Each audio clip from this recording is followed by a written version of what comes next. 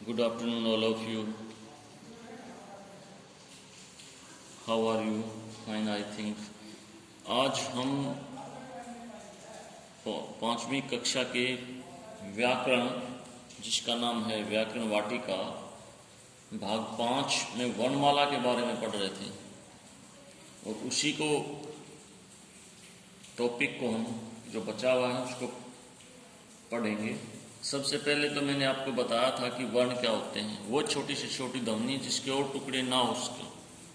और वर्ण कितने तरह के होते हैं? 2 तरह के, स्वर और व्यंजन।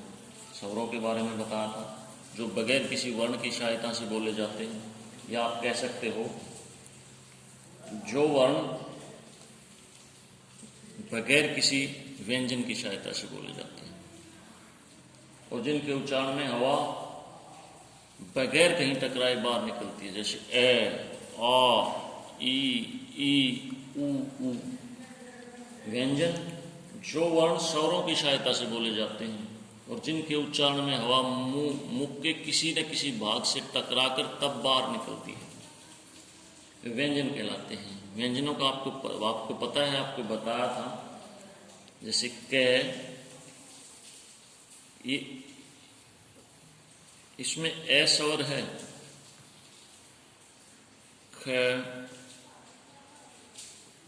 जमा में ए, तो व्यंजन कौन से हुए? जो वर्ण स्वरों की सहायता से बोले जाते हैं। दूसरे शब्दों में ऐसे वर्ण जिनमें हवा मुख के किसी न किसी भाग से टकरा के बाहर निकलती है, उनको व्यंजन कहते हैं। व्यंजन कितने प्रकार के हैं? व्यंजन संयुक्त व्यंजन और द्वित्व व्यंजन, इन भागों में बांटा गया है।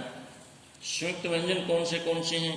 संयुक्त व्यंजन में आता है अक्ष, त्र, ज और श्र।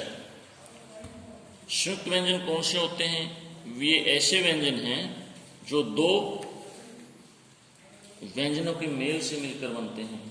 जैसे आपके पास है अक्षर, तो इसको आप क जमा में क्या आपके पास श इज इक्वल टू अक्षर। आप इसको ऐसे भी लिख सकते हो, इसमें क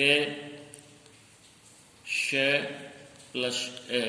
इसमें जो पहला व्यंजन है वो ए रहित है, ए रहित है, और दूसरा जो व्यंजन है वो ए सहित है। इसी तरह त्र, त, रे प्लस ए, इसमें जो त है व्यंजन, ये स्वर रहित है, और रे ये स्वर सहित है, स्वर सहित है। जैसे पत्थर, सतर आदि। फिर आपका ज, इसमें ज स्वर रहित, ए के रहित है, और फिर आपके पास यम प्लस ए। आप ऐसे लिख सकते हो, जैसे ज्ञान, प्रतिज्ञा आदि। संयुक्त व्यंजन कौन से हैं आपको बताया था?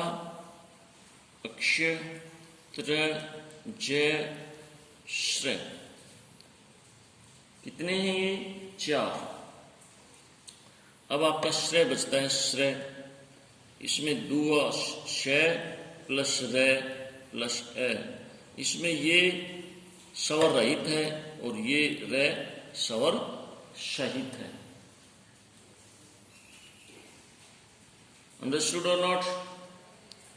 जब 2 अलग अलग व्यंजन एक साथ आते हैं तो भी संयुक्त व्यंजन बनते हैं। इसमें पहला व्यंजन ए रहित होता है, जबकि दूसरा व्यंजन ए या किसी अन्य स्वर के साथ होता है। जैसे आपने बना दिया द जमा में ध, द प्लस ध, तो इसमें जो द है ये स्वर रहित है और ध स्वर सहित है। आप इसको ऐसे लिख सकते हो,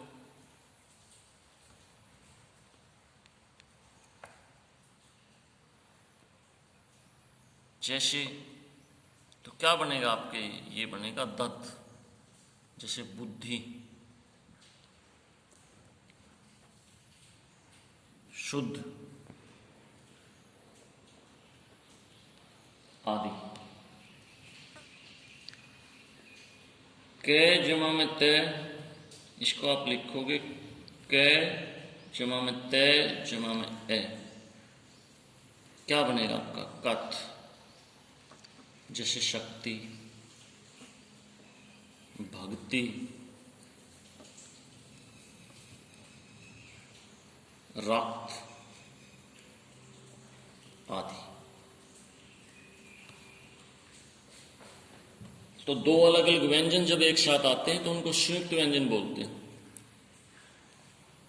इनमें पहला जो वर्ण है वो ए रहित होता है और दूसरा जो वर्ण है ए सहित होता है। फिर है द्वित्व व्यंजन। ये किस प्रकार के व्यंजन होते हैं? जब दो समान वर्ण साथ साथ आते हैं और जिनमें पहला व्यंजन स्वर रहित और दूसरा व्यंजन स्वर सहित हो तो क्या कहलाता है? द्वित्व व्यंजन। जैसे गे जमा में गे, इसका मीनिंग यही है, गे जमा में गे जमा में ए, इसका मीनिंग यही है। एग्जाम्पल, दिग्गज, चुग्गा, पुग्गा आदि। ले प्लस ले, इसको आप लिखोगे ले प्लस ए, ये क्या बनेगा? गोरिल्ला।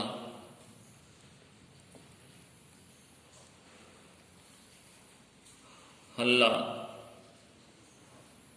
आदि। इसी प्रकार शे प्लस शे क्या बनेगा आपको? रस्सी, कश्शी, लस्सी आदि।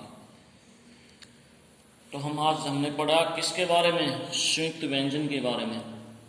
संयुक्त व्यंजन कौन से व्यंजन? ऐसे व्यंजन जिसमें पहला व्यंजन तो स्वर रहित और दूसरा व्यंजन स्वर सहित होता है, उसको क्या बोलते हैं?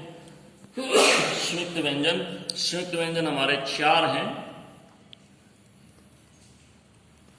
और श्रेय, अक्षय, त्रय, ज्ञ और श्रेय। और तब दो अलग अलग व्यंजन साथ आते हैं तब भी संयुक्त व्यंजन बनते हैं।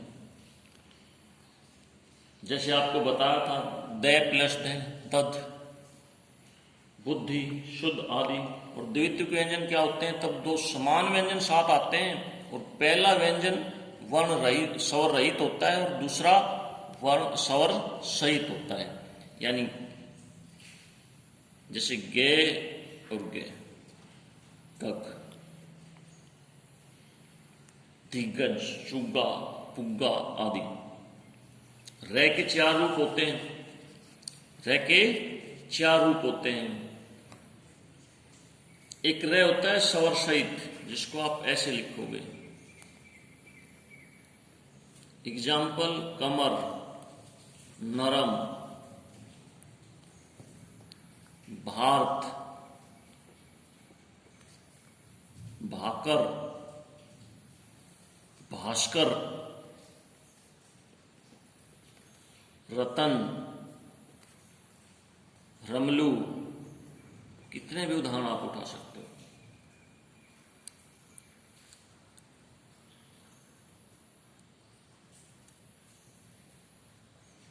दूसरा, जब रे दूसरे वर्ण से जुड़ता है तो उसकी शिरोरेखा के ऊपर आ जाता है। रे तब दूसरे वर्ण से जुड़ता है तो शिरोरेखा के ऊपर आ जाता है। जैसे क्या है आपके पास, रे जमा में ये, तो आपके पास आ जाएगा ये ऐसे आ जाएगा, जैसे सूर्य, कार्य, निर्मल आदि। और जब रे स्वर रहित होता है तो अन्य वर्ग रे में जुड़ता है, तब रे उसके नीचे आ जाता है। कहने का मीनिंग यही है कि अगर रे स्वर रहित है तो जो उसके बाद का वर्ण है उसके ऊपर आ जाता है और पहले बोला जाता है। और अगर रे आपका स्वर रहित है, सहित है सॉरी, तो कहां आ जाता है, पहले वाले वर्ण के नीचे आ जाता है। इस शब्द में भय आधा है और रे पूरा है, जैसे भ्रम। धर्म, धर्म में क्या है, रे आधा है, मैं पूरा है। भ्रम में क्या है, भय आधा है, रे पूरा है। जैसे प्रणाम, तो इसका अगर संधि वर्ण विच्छेद करोगे तो कैसे आएगा, इसका ऐसे आएगा, पे रे प्लस ए अणे प्लस आ प्लस में प्लस है। दूसरा रे की क्या खासियत है, ये टे व डे के नीचे आ जाता है, जैसे ट्रक। इसमें क्या होता है, टे आधा होता है और रे क्या होता है, पूरा। ड्रम, डे आधा, रे पूरा, प्लस में प्लस के प्लस ए, क्रम। फिर आपका वर्ण विच्छेद आता है। मैंने आपको बता दिया वर्ण क्या होते हैं, वर्णमाला क्या होती है। वर्णों के कितने तरह के होते हैं, दो तरह के होते हैं, स्वर और व्यंजन। व्यंजन भी आपको बता दिया। व्यंजन में फिर आपको क्या बताया, संयुक्त व्यंजन बताया। संयुक्त व्यंजन कौन से होते हैं, जब तब दो वर्ण आपस में मिलकर जो शब्द बनता है और उसमें पहले वाला वर्ण स्वर रहित और दूसरे वाला स्वर सहित होता है। फिर आपको दो अलग अलग वर्ण मिलते हैं, उनको भी संयुक्त व्यंजन कहते हैं। वैसे संयुक्त व्यंजन में हम वर्णों में संयुक्त व्यंजन में यही लेते हैं, अक्षय, त्रय, जय और श्रेय। फिर द्वित्वीय व्यंजन है, ऐसे व्यंजन जिसमें दो समान वर्ण मिलते हैं। गे के साथ गे मिल गया, मैं के साथ मैं मिला, तब कुछ बनता है। फिर रे के चार रूप हैं, एक रे ऊपर आता है, एक रे नीचे आता है, और फिर एक रे जैसे ट्रक यहाँ आता है। तो यहाँ भी रे पूरा है, यहाँ भी क्या है आपके पास, रे पूरा है जो नीचे आता है, जैसे भ्रम में। तो भय है वो आधा है, रे पूरा है, और जो ऊपर आता है ये क्या होता है, आधा होता है। फिर लास्ट में वर्ण विच्छेद दिया हुआ है। वर्ण विच्छेद करने का तरीका यही है, जैसे किताब है तो सबसे पहले कै आएगा। कै को किसकी मात्रा है, छोटी ई की। तय भी पूरा है तो तय में क्या है, ए आ जाएगा, आ गया किताब। बे बे पूरा है, बे प्लस है, ये वर्ण विच्छेद है। राम, तो राम का वर्ण विच्छेद क्या होगा, रे प्लस आ प्लस में प्लस ए।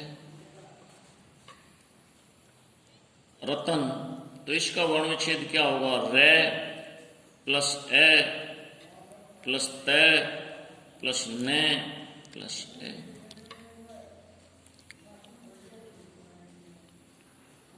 नीचे कुछ अशुद्ध शब्द दिए हुए हैं, उनको आपको शुद्ध रूप में भी लिखा गया है, आपको इस सब को देखना है। फिर आपका नेक्स्ट एक्सरसाइज आती है, you have to try to solve. बाकी नेक्स्ट जो लेसन होगा, नेक्स्ट जो लेक्चर होगा, उसमें अभ्यास के बारे में भी आपको बताया जाएगा। अगर आपको कोई टॉपिक समझ में नहीं आया तो व्हाट्सएप पे आप दोबारा भेज सकते हो, उसको रिवाइज करवा दिया जाएगा। Thank you all of you.